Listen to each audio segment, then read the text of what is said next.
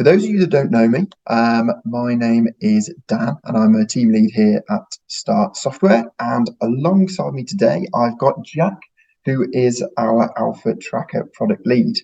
And in today's webinar, we're going to be talking about hotspots. So we'll give you a run through of what they are, how you can use them in Alpha Tracker, and hopefully teach you something new. And once we've covered that, we're going to give you a sneak peek into release 40, which is going to be our next major Alpha Tracker release. So we're going to try and keep this to 20 minutes so we don't take all of your lunchtime. But if you do have any questions while Jack and I are going through this, please just drop them in the chat or in the Q&A section and we'll try and answer those as we go along.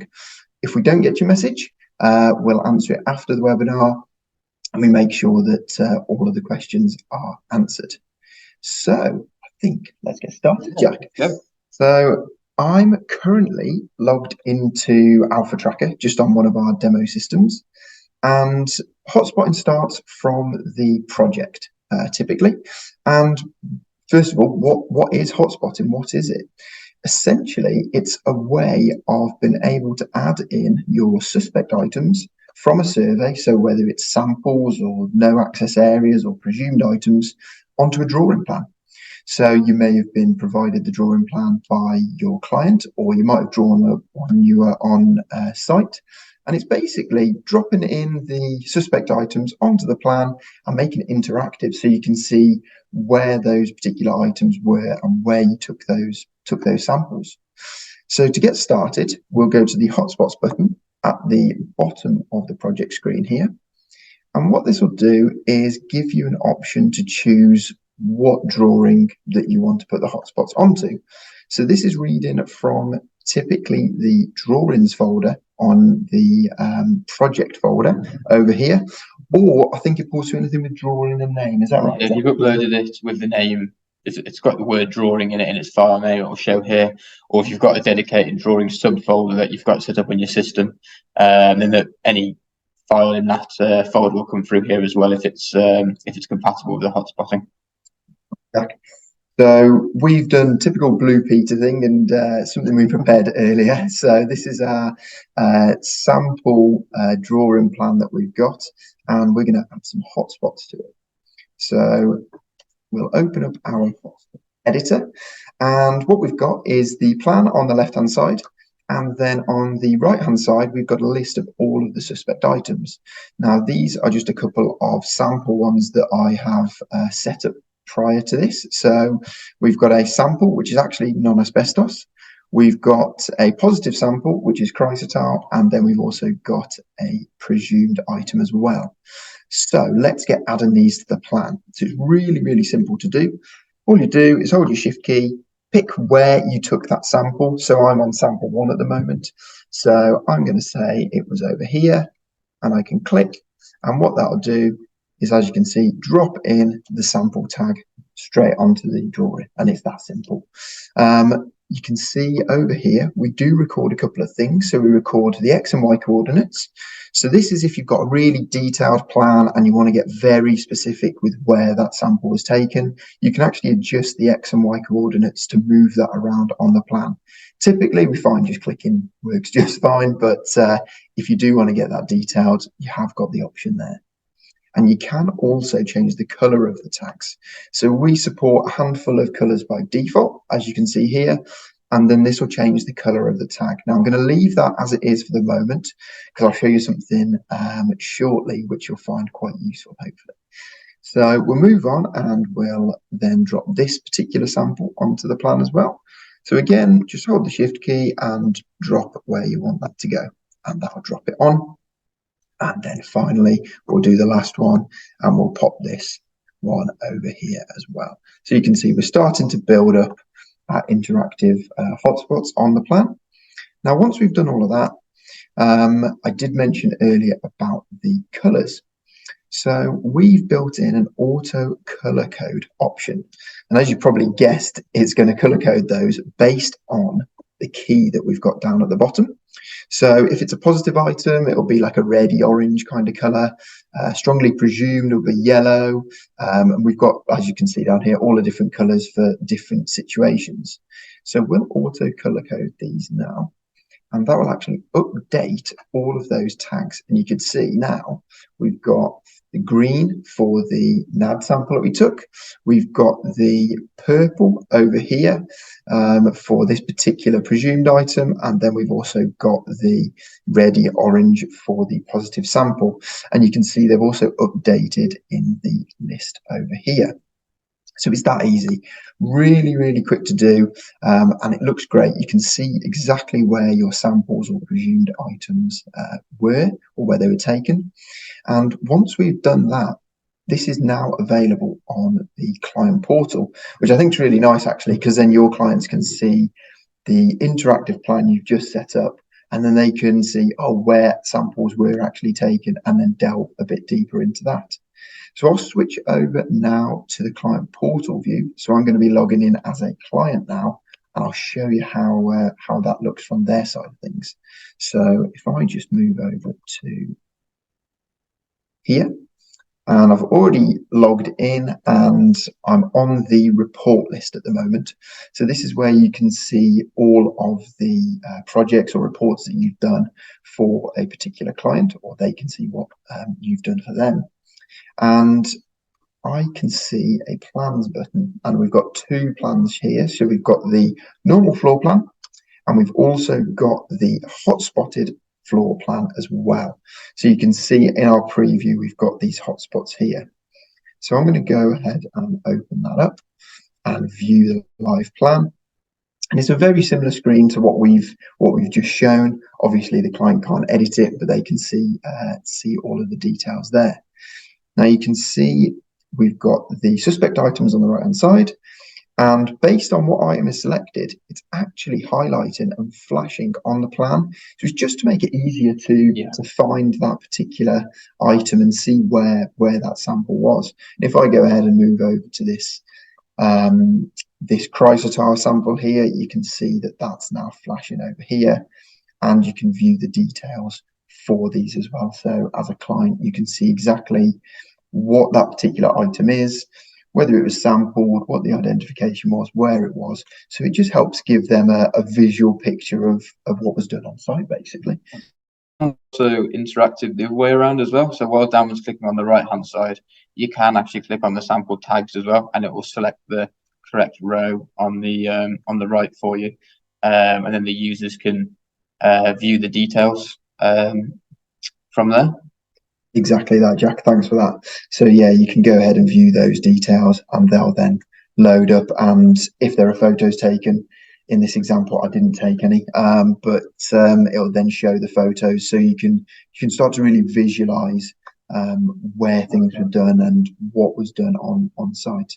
And obviously, it's important to say this is a floor plan one, so this would be, say, the first floor may have a building with 5, 6, 7 floors, so you could have lots of different hotspotted plans available in the plan section over here, but we've just kept it nice and simple for the demo and just done a single floor plan. So that's a really quick overview of the hotspots. Now, just before we move on to the release 40 stuff, there is actually another way you can do hotspots as well. So some of you may be familiar with Alpha Draw. For those of you that aren't, Alpha Draw is something that we've got built into Alpha Tracker to essentially enable you to create your own floor plans, and you can do it on a mobile app as well. But as well as being able to do that, you can also do the hotspotting in there as well, can't you, Jack? So I'll go over to Alpha Draw. Now you can open that from the button down here at the bottom. So in your project toolbar. And over in Alpha Draw, there's a drawing I've done earlier. Please excuse me. I'm not a designer. I'm not good at doing floor plans, but you get the idea. It's a very basic floor plan that we've got over here. So you can draw your own, but even cooler, what you can do is actually import your own drawings. So you can see we've got our drawing that we did in the project over here, and I've pulled that straight into Alpha Draw, and from here you can then do the hotspot, and just like you were doing in Alpha Tracker, but you can actually do it in Alpha Draw. So we support the sample points, and you can drag and drop those in over here. And we can also load up the survey data as well. So like before, we had our suspect items on the right-hand side. We can do the same over here. So we can do view survey data, and then that's going to load up the survey data for that particular project. And you can see we've got this over here, and you can then do your auto color coding. But before we do that, what you need to do is just actually update your sample tag. So you can pick the approach, so whether it was sampled or presumed or whatever it may be. So we'll say this was sampled. You can pop in your sample number. So in this case, I'll just do 001, and then you can change your colors and tag colors as you wish. And then this is where you can then go ahead, view your survey data, and then you can auto color code. And then what that'll do, as you can see, that's color coded our plan here with the green for our NAD sample. So you can use either Alpha Draw or our hotspot editor to do the hotspots. It's completely up to you, and it works both ways. We have some people that prefer to do it in Alpha Draw. We have some people that prefer to do it in the hotspot editor as well. It really doesn't matter. It's a complete personal preference.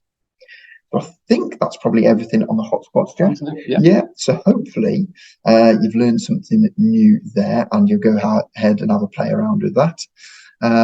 So now we'll move over to our sneak peek features in release 40.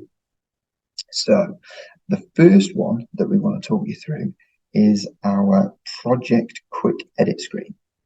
So at the moment, as I'm sure you all know, to open up a project, you go to the project list like we've got now, and then you can click on the project link, and that's going to go ahead and load up the project and show all of the details about that project, just as normal as you do. And there we go. What we've actually integrated now is a quick edit screen of this. So we found that most people go into the project screen, they're only doing a handful of things, aren't they? Yeah, they're only going to go and get one or two items like a client reference number, or just to open another subscreen or something like that. So like Dan was saying, we've just added this lightning bolt feature on the right-hand side of the project number. And that will go ahead and open up the project information, but it's more of a quick view.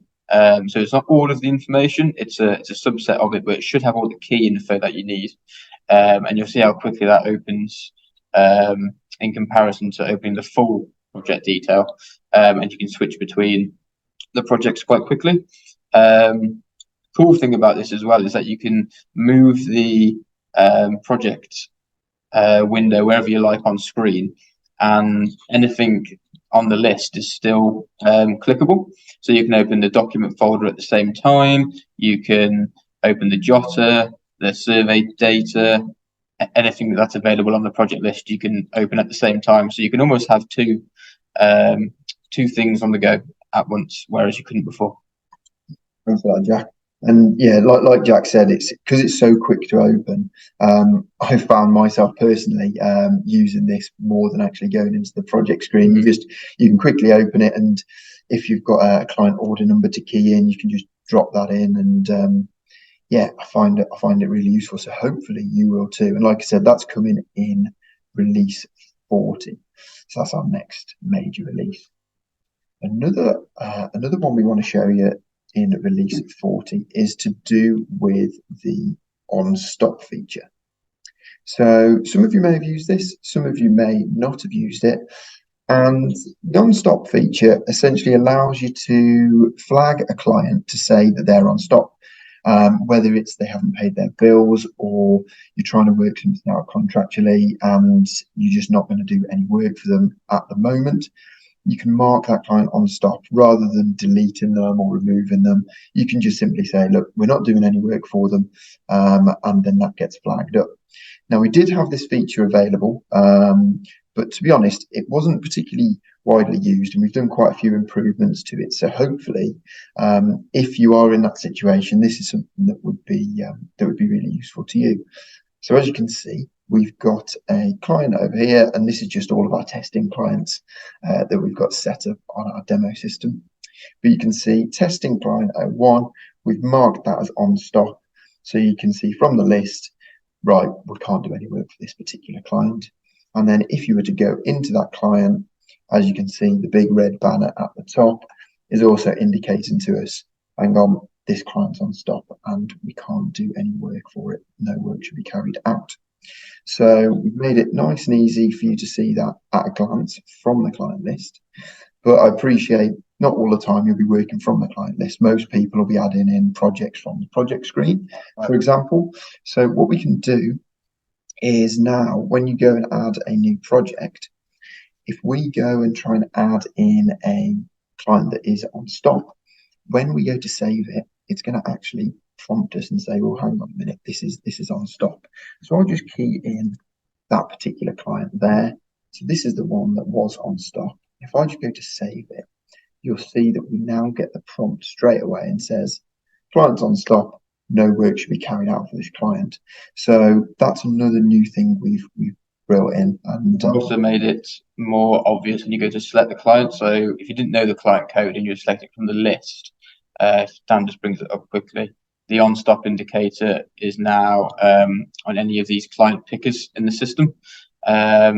So it should be more obvious when you go to book in the work that you shouldn't be booking in another job for this particular client until they're taken off stop, essentially. Exactly. Oh, it looks like we've just got a question here. So someone said, I've used OnStop in the past. Will the new features work with the previous clients I've marked as OnStop? Yeah, it will. Yeah. Absolutely. Yeah. Yes. So you'll just get the new visual styling for it, which is a bit smarter than it was before, a bit easier to see, and you'll get all the new validation that we put in throughout the system, and the new banner indicators as well. That's our on stop feature. And then the final thing we just wanted to quickly talk about before we wrap it up today is the document requests screen. So this is actually only available to super users. And some of you may be familiar with it, may not be. But essentially, this allows you to see all of the documents that you've requested, but typically people use it to see what's being requested on a particular day or in a particular afternoon, so you can see how busy you've been. And this is our new document request screen. So now you'll be able to see what documents have been requested, who's requested it, when they requested it, things such as what's in the queue, what's not in the queue. And then you can also change the queue that they're in. So if there's a queue that's busy, for example, you can switch the document into a different queue. So that'll then start producing. But the main change is actually our cloud document option here. So Jack, do you want to just quickly? Yeah, so a lot of you probably won't see this option straight away. But we're working on a new document production engine at the moment. Some of you might have it in use on your quotes, possibly. We do have it in beta for quotes at the moment. And we've just added in this new cloud option on the document request screen, so you can monitor which ones are going through our new cloud production engine. So this document engine essentially gets around the queue issues that you may have experienced in the past with the previous document production, and there is no queue anymore, and documents produce much faster than before. Quotes especially, they produce directly on screen and produce in a couple of seconds in comparison to maybe a couple of minutes before, where you've got the larger quotes. And we're working on survey documents at the moment, and those should be ready to be integrated in the next month or so, and then we can get people moved over to the new engine, and hopefully your documents will produce a lot quicker. Yeah, that's always going to be a bonus. So like Jack said, yeah, we're using it a couple of places, just on smaller documents at the moment, so your quotes and things like that. But yeah, we are looking to beef these up and get them out on your survey reports. So yeah, keep an eye on that. Keep an eye on the blog posts, and yeah, we're really excited about this. That's going to be really good. Yeah, it's going to be great. I think that's our 20 minutes up today. So thanks very much for everyone for joining. Much appreciated, as always. We'll be back again at the last Tuesday next month to go through another webinar. We don't actually have a topic at the moment, do we, Jack? So Open for suggestions. Yeah, open for suggestions. If you've got any ideas or you want us to cover anything or go through anything in a bit more detail, please just drop us a message, and yeah, we can take a look at that. So thanks again, and have a good day. Thanks very much.